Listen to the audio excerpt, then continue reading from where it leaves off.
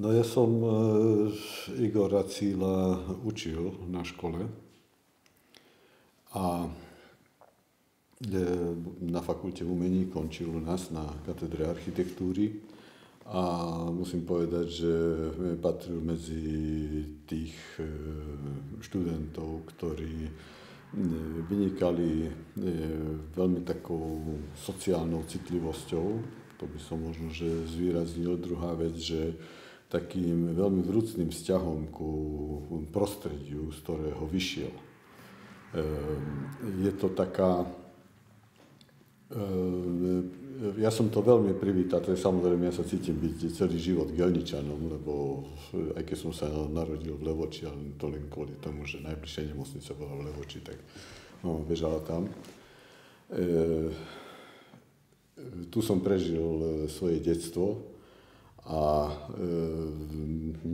preto som bol taký potešený, že existuje aj v mladej generácii kto veľmi citlivo vníma svoje prostredie, veľmi ťažko znáša isté nejaké devastačné trendy a tak ďalej a snaží sa byť kvázi, lebo my učíme architektov, aby boli takými ľuďmi, ktorí jednakže veľa vedia, hej, snažíme sa ich veľmi veľa vecí naučiť, ale na druhej strane, aby boli vyložene liečiteľmi svojho prostredia. Peter, prepáč, že ja ho poznám tiež 15 rokov, pokiaľ sa pamätám, čo som organizoval tu tie workshopy, na ktorých si bol aj ty ešte vo firme, s katedrou dizajnu a s týmito. Už vtedy som spozornil, respektíve bol prakticky druhý, tretí Gerničan, pokiaľ sa pamätám, ktorí sa aktívne zapájali do tých dianí v rámci toho workshopu.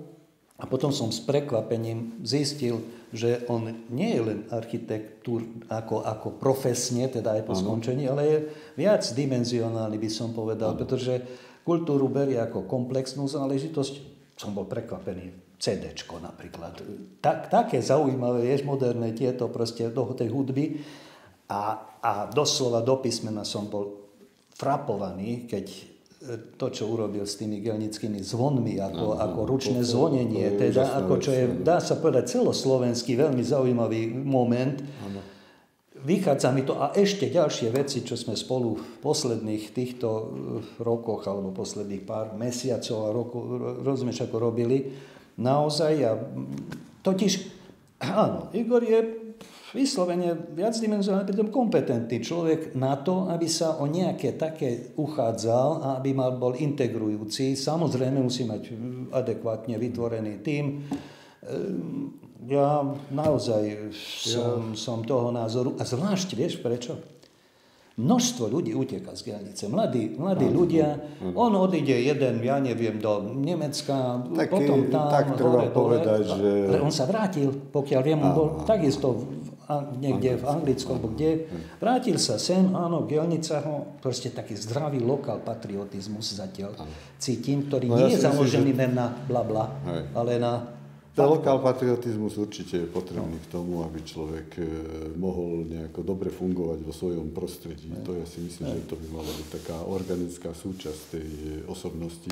Ale u neho ja vnímam ešte tú pozíciu takú, že mladí ho vnímajú ako mladého, stredná generácia ho berie tiež a starí ľudia vlastne ho berú ako človeka, ktorý vidia na ňom, že má to sociálne cítenie, zaujíma sa o históriu a vlastne všetko, čo s tým súvisí.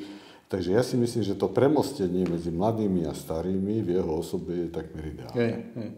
Takže...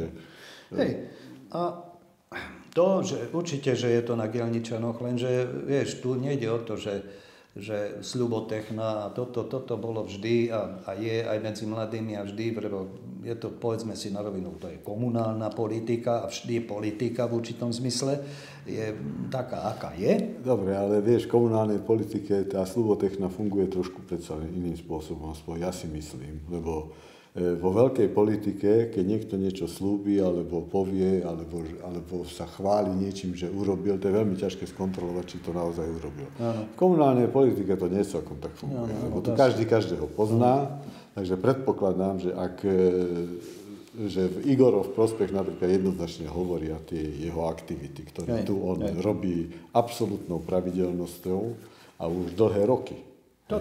Že to nie je tak, že on teraz ako sa rozhodol, že bude primátor a teraz kvôli tomu on teraz rozbieha niečo, čo snáď v budúcnosti bude mať pokračovanie, ale skôr sa mi zdá, že možno by ani nemuselo mať. Ale je to jedna trvalý jav v jeho živote. On ten vzťah ku Gelnici nehrá, on ho má. A toto je to najpodstatnejšie.